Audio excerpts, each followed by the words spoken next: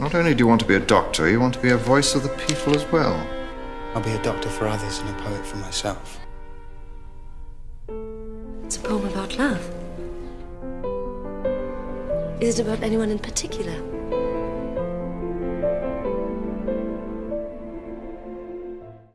In 2002, director Giacomo Campiati directed the British TV miniseries remake of Dr. Zhivago. At a running time of 225 minutes, the miniseries had a budget of $7.4 million to support its star-studded cast. Granada Television handled most of the production, with help from PBS station WGBH Boston and Envision, a German company. Hans Matheson plays the role of Yuri Zhivago, a dreamy physician poet in the film. His last major film appearance was in 300: Rise of an Empire. Keira Knightley plays Lara Guichard, a young and beautiful woman who wins Yuri's heart while trying to come to terms with her relationship with her husband and avoiding her inescapable suitor, Victor Komorowski, played by Sam Neill. Knightley first gained fame for her role in the 2002 Great Bend It Like Beckham.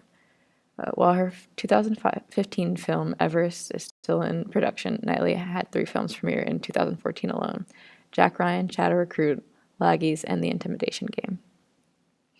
Sam Neill is another acting giant with more than his fair share of film credits. He most recently played roles in United Passions and A Long Way Down, which both premiered in 2014. He played a famous role in Jurassic Park in 1993 and even shared a cast list with Hans Matheson in The Tudors. The story mostly stays true to its form, but offers some differences that has drawn significant criticism about the miniseries.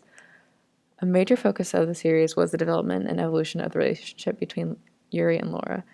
In addition, the revolution provides important contextual information and serves as the backdrop to the love story. One of the first scenes from the movie paints an early picture of Yuri and Laura's future relationship. No. What you are talking about, forgive me, Tonya, is the reproductive instinct. Thanks, that's all. No, there's so much more than that. It's all a mystery. Love. The idea that there's someone already there in the world who might hold the key to your whole existence. Yuri. Love is no mystery. Love equals lust plus tenderness. A simple formula. Example. I look at Tonya here. You talk about me as if I'm something in a laboratory table. Oh, forgive me, Tonya, I'm sorry. I have a voice too. Please, let us hear it. I agree with you. Love is a mystery. Sex without love is just a basic instinct.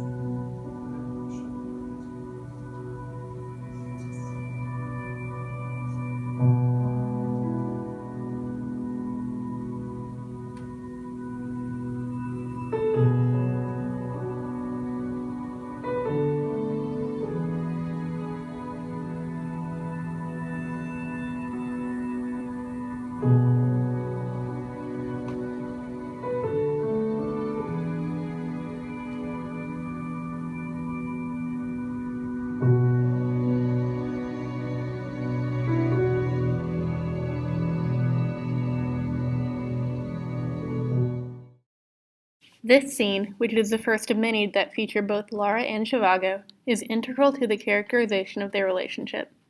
Directly prior to their chance encounter, the scene features Yuri, Misha, and Tonya discussing the nature of love. It is significant that this is their conversation just as Yuri notices Laura through the window of the cafe. Yuri's interpretation of love in this scene is consistent with his characterization from the novel. He poetically muses about the importance of individuality in love, and the minute distinctions that must be made when choosing to love someone. At this point, the focus of the scene switches to the young woman that Yuri notices window shopping just outside. His intense stare at Laura is juxtaposed with her unaware facial expression. This was done expertly by switching the camera angle to show Yuri's reflection in the window overlapping with Laura's face outside. As we will see later on in the film, this scene foreshadows their first encounter where they speak to each other, which we will look at now. He's got involved there too. Nothing. I'm just a friend of the family's. I advised Madame Guichard with her business as a daughter. It's like yours here.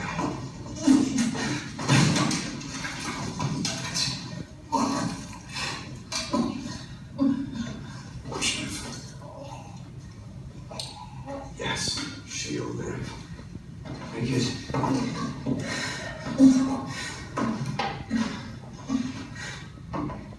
I'll take it now. You've done well. And scrub up.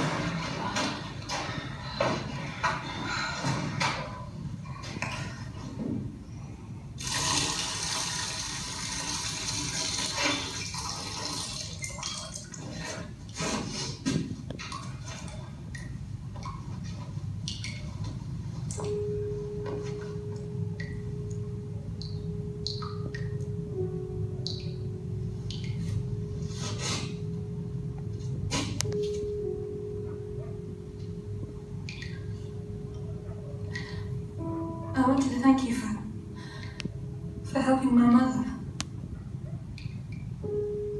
I think she'll make a good recovery.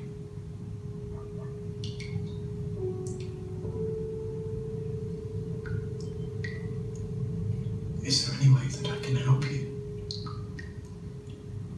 No. Thank you, you're very kind. But you're too late.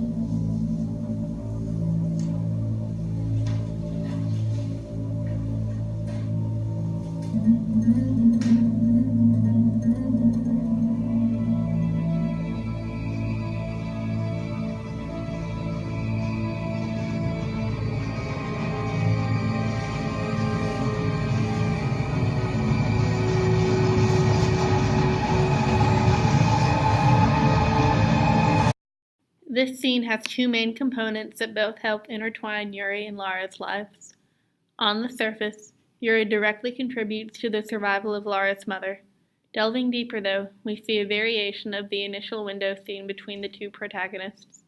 As Yuri is washing his face after his work, Lara appears behind him and stares directly into the mirror. Yuri looks up and is stunned to see the woman he saw in passing months ago. The significant inversion in this scene is that Lara is the one who intently stares at him, not the other way around. Immediately after this encounter, Zhivago walks down the hallway to find Komarovsky comforting Laura in a bedroom. Teary-eyed, Zhivago looks at a woman who he desperately wants to know more about.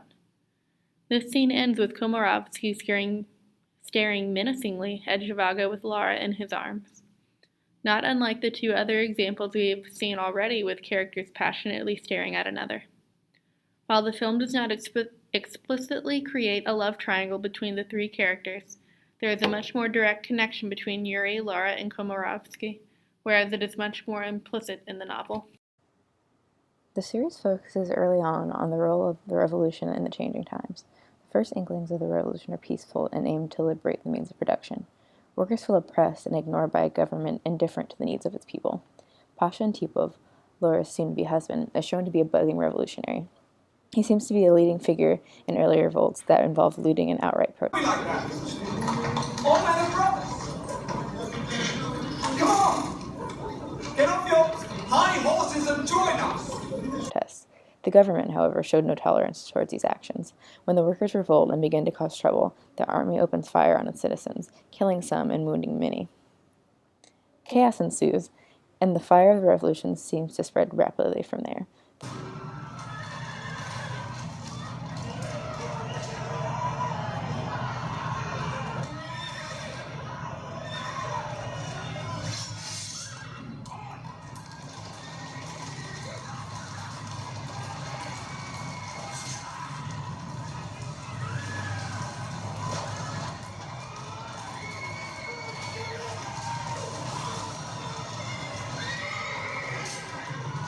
course of the revolution seems to proceed quickly following this scene, and we see how the lives of many people are changed over the course of the story.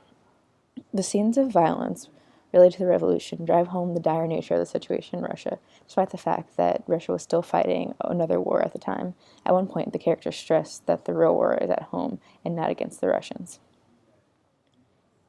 The movie also incorporates a significant amount of actual historical footage related to the revolution within the story. This further creates context for the movie and reinforces the historical significance of this time in Russia. Some critics say that it gives the series the feel of a documentary at times, which could possibly serve to balance the impossibility of the coincidences related to the romance between Yuri and Laura. Their chance meetings are often driven by the fact that the revolution has taken place or events are occurring. It creates the backstory and context in which their romance actually flourishes. If not for the war and the revolution, Yuri and Laura would not be together. Initially, the movie seems to portray Siberia as a vast wonderland, mostly free from the problems of the revolution.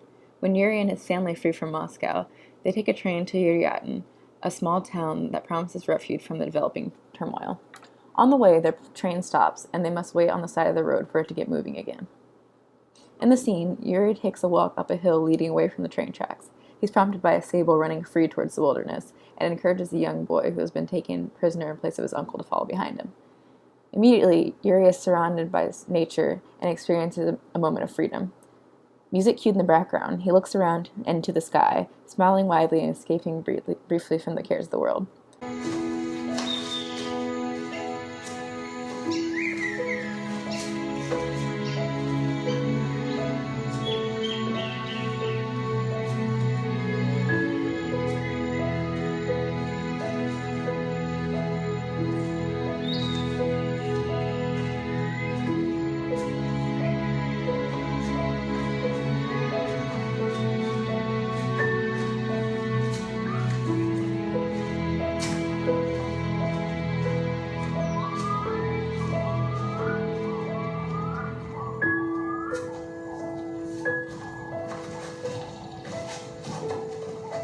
After this moment, he dialogues with the young boy.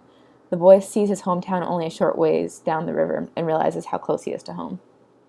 In a moment of heartwarming hope, Yuri tells the boy to run home, seeing nothing but the barren landscape in front of him. Yuri wraps his scarf around the boy and pushes him off towards freedom. For a few moments, the boy runs on, free from his senseless prison sentence and able to return to his family. However, the reality of the revolution and conflict become clear when the boy gets shot mid-run by men who work for Stalnikov, a fierce revolutionary leader.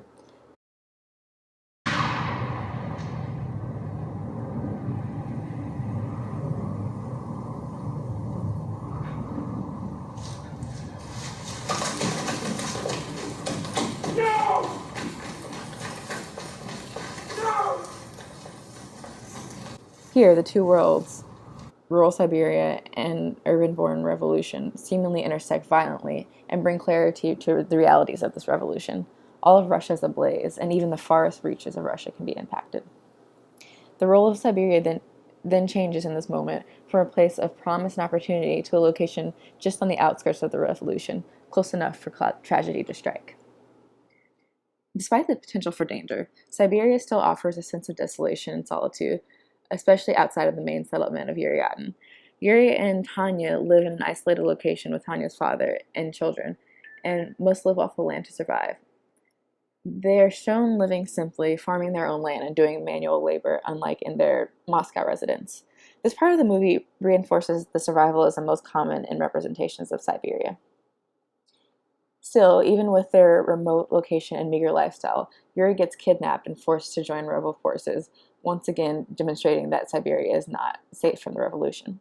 He does his time with this rebel group, leaving after a paranoid father kills his children and then himself in order to protect them from any backlash that may come as a result of his involvement in the revolution. Returning home to his family, Yuri walks through the desolate and vast expanse of the Siberian tundra, narrowly escaping death along his journey.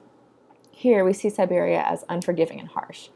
Yuri encounters a man eating the flesh of another man who has died, and his body lays frozen in the snow. Frightened by the reality that he too could succumb to the unforgiving cold of Siberia, Yuri runs off, terrified. Equally frightening, though, is the lengths to which men will go to survive in this strange and distant land. Yuri narrowly escapes this journey back to his home Tyryatin, and Siberia is reinforced as a dangerous and unforgiving place.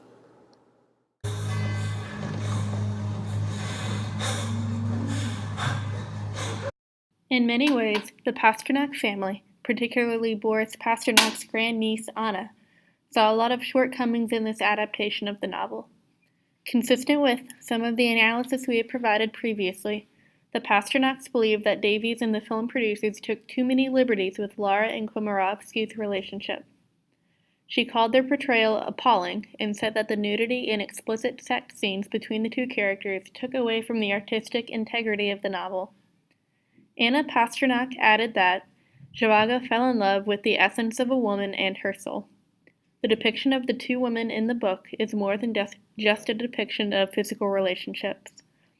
This is one of the most enduring love stories of the 20th century precisely because a lot is left to the imagination. With any transition from literature to film, though, liberties must be taken to meet the standards of the industry. In film, it is much more difficult to leave things to the imagination, as Pasternak suggests, because the film is inherently a much more visual medium than literature.